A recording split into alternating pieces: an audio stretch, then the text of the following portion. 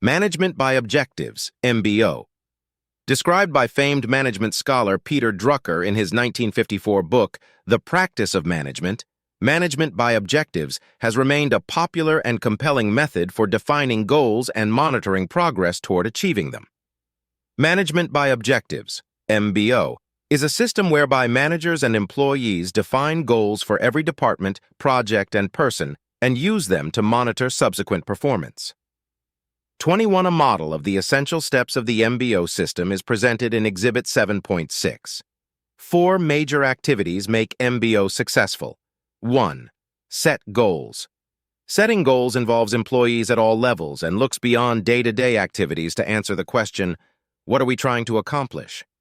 Managers heed the criteria of effective goals described in the previous section and make sure to assign responsibility for goal accomplishment. However, goals should be derived jointly. Mutual agreement between employee and supervisor creates the strongest commitment to achieving goals. In the case of teams, all team members may participate in setting goals. 2. Develop action plans. An action plan defines the course of action needed to achieve the stated goals. Action plans are made for both individuals and departments. 3. Review progress. A periodic progress review is important to ensure that action plans are working. KPIs often provide the data for the review. These reviews can occur informally between managers and subordinates, where the organization may wish to conduct 3, 6, or 9-month reviews during the year. This periodic checkup allows managers and employees to see whether they are on target or whether corrective action is needed.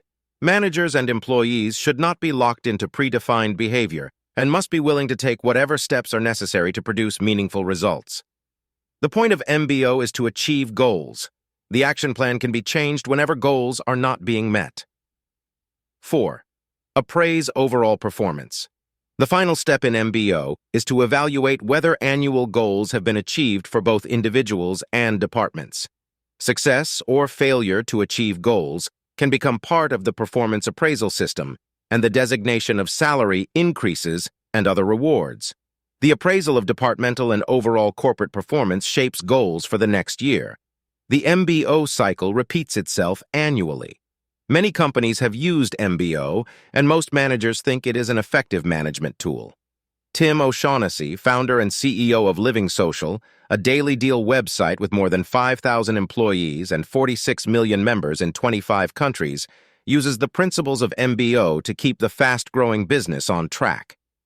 O'Shaughnessy meets regularly with the heads of every department to set goals for items such as sales and membership growth and develop action plans for how to achieve them.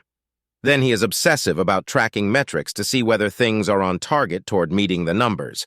Each week, O'Shaughnessy meets with department heads to talk about their key metrics and review their progress. The more data you gather, the more likely you'll be successful in the long term, he says. Most managers, like O'Shaughnessy, believe that they are better oriented toward goal achievement when MBO is used. MBO can provide a number of benefits. Corporate goals are more likely to be achieved when manager and employee efforts are focused on them.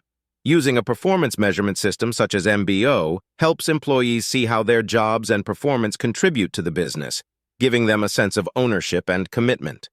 Performance is improved when employees are committed to attaining the goal, are motivated because they help decide what is expected, and are free to be resourceful. Goals at lower levels are aligned with and enable the attainment of goals at top management levels. However, like any system, MBO can cause problems when used improperly. For example, an overemphasis on meeting the goals can obscure the means that people use to get there. People may cut corners, ignore potential problems, or behave unethically just to meet the targets. In addition, MBO cannot stand alone.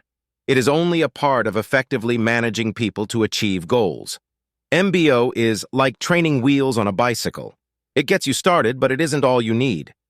In the United States, for example, the implementation of rigorous MBO-type systems in urban police departments and school systems has led to cheating on the numbers, with people lying about their work performance in order to score well on the metrics.